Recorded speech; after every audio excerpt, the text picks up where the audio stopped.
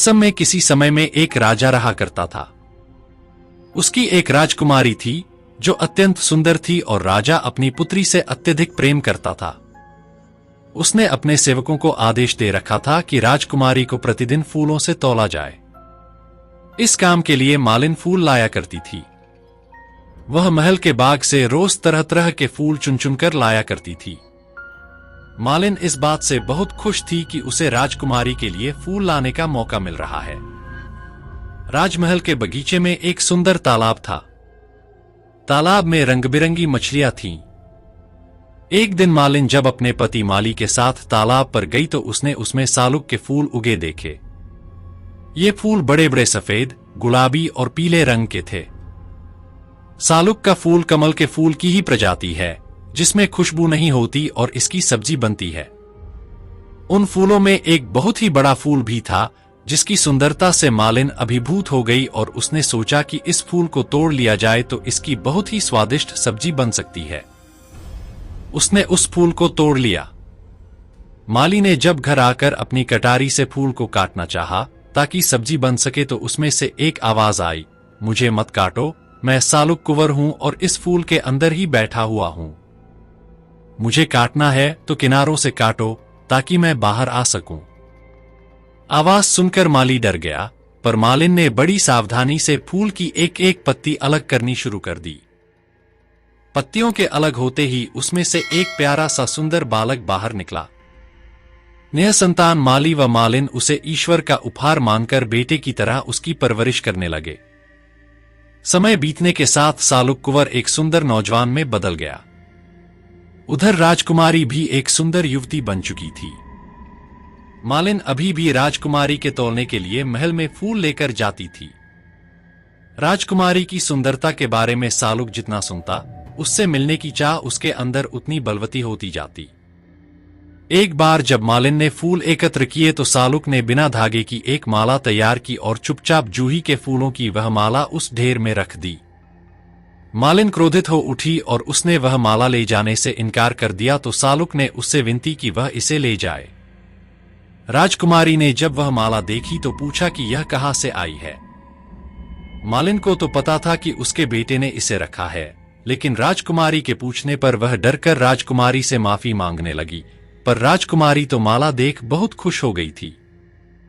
जब उसे सच का पता चला तो उसने कहा कि वह सालुक कुंवर से मिलना चाहती है। सालुक कुंवर का रूप देख राजकुमारी समझ गई कि यह कोई साधारण इंसान नहीं है। उससे मिलने पर राजकुमारी को उससे प्यार हो गया और उन्होंने विवाह करने का निश्चय किया। उन्होंने गंधर्व विवाह कर लिया। इस समय किसी को बताना उचित न लगने के कारण उन दोनों ने अलग अलग रहने का फैसला किया।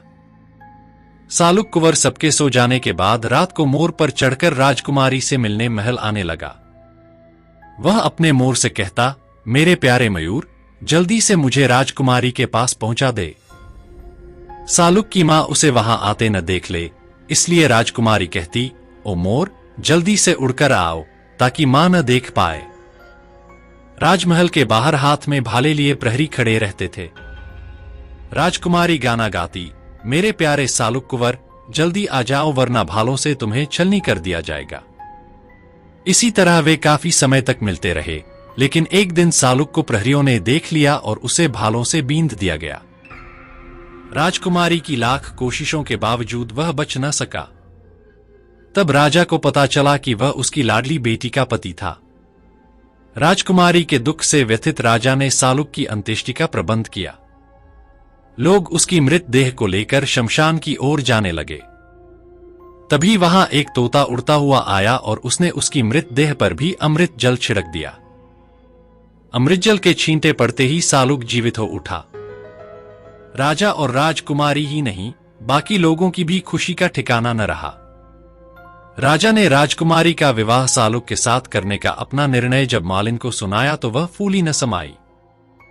परंपरानुसार उन्होंने चढ़ावे के लिए मछली, मिठाइयां, दही और पान सुपारी ली।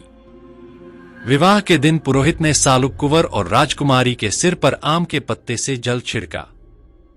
उनके माथे पर काला लेप लगाया गया। वर के शरीर पर चंदन का लेप किया गया और फिर उसे अंगूठी, कपड़े और दही उपहार स्वरूप दिए गए। फिर आम की लकड़ी की आग जलाई गई और सालुक कुंवर ने आग में चावल, घी और फूल समर्पित किए। पुजारी ने मंत्रों का उच्चारण किया और इस तरह उनका विवाह संपन्न हो गया। विवाह के बाद राजा ने सालुक को दरबार में एक महत्वपूर्ण पद दे दिया। राज दरबार के कई लोग उससे द्वेष रखने लगे। एक माली के बेटे को अपने बराबर सम्मान पाते देख उन्हें बहुत बुरा लगा और वे उसके खिलाफ षड्यंत्र रचने लगे। एक दिन राजा ने अपने सारे संबंधियों को शिकार पर चलने के लिए कहा, पर सालुक कुंवर को यह सोचकर आमंत्रित नहीं किया कि वह तो शिकार करना जानता ही न होगा। राज दरबारियों ने भी राजा के कान भरे कि एक माली के बेटे में राजसी गुण कहां से आ सकते हैं। राजकुमारी व सालुक दोनों ही इस बात से बहुत आहत हुए, पर कुंवर ने राजकुमारी को समझाते हुए कहा, परेशान मत हो, मैं ही सबसे ज्यादा शिकार करके लौटूंगा। राजा ने नहीं बुलाया तो क्या, शिकार पर तो मैं जा ही सकता हूं। जो लोग सालुक को छोड़कर जंगल में चले गए, वे एक चिड़िया भी नहीं मार सके, लेकिन सालुक बहुत एकाग्रता से शिकार करने में जुट गया और उसने हिरणों का शिकार किया। वह ऐसा सबसे छिपकर कर रहा था। शिकार करने के बाद उसने एक साधु का वेश धारण किया और एक पेड़ के नीचे बैठ गया। राजा के कुछ संबंधियों ने जब एक साधु को तपस्या में लीन बैठे देखा तो वे उसके पास अपना भविष्य जानने की इच्छा से जुट गए। सालुक कुंवर ने उन सभी को एक एक मृत हिरण दिया और साथ ही उन लोगों की पीठ पर गरम चिलम से एक निशान बना दिया। उसके बाद वह साधु का वेश त्याग अपने असली रूप में उनसे जा मिला। सभी उसे देख मुंह बनाने लगे, जैसे उसका आना उन्हें अखर रहा हो। कुछ देर बाद जब सब भोजन करने बैठे तो उन्होंने सालुक को पानी लेने भेजा। वह जिस तालाब से पानी लेने गया था, उस पर एक डायन का अधिकार था। डायन ने उसे पकड़ लिया और यह जानने के बाद कि वह राजा का दामाद है, उससे बोली कि राजा अगर मुझे 10,000 मुद्राएं देगा तो ही तुम्हें छोड़ूंगी। राजा तक जब यह खबर पहुंची तो उसने मना कर दिया, क्योंकि वह उसे पसंद नहीं करता था और चाहता था कि राजकुमारी की शादी किसी राजकुमार से हो जाए। सबको वापस महल में आया देख राजकुमारी ने सालुक कुंवर के बारे में पूछा, हे पिता, मेरा सालुक कुंवर कितना दूर है? तो राजा ने कहा, हे मेरी बेटी, वह तो मजे से बैठा जुआ खेल रहा है और अभी तो वह बहुत दूर है, उसे आने में समय लगेगा। राजा की बात सुन राजकुमारी को विश्वास नहीं हुआ, क्योंकि वह अपने पति को अच्छे से जानती थी। उसने अपने 2 पालतू कुत्तों छनौरा और भनौरा को सालुक की खबर लेने भेजा। सालुक की गंध से कुत्तों को उसके बारे में पता चल गया और तब उन्होंने उसे डायन की कैद से छुड़ाने के लिए एक धोबी से मदद मांगी। धोबी ने एक बांसुरी खरीदी और उसे बजाते बजाते तालाब के आसपास घूमने लगा। बांसुरी की आवाज सुनकर डायन के बच्चे तालाब से बाहर निकल आए।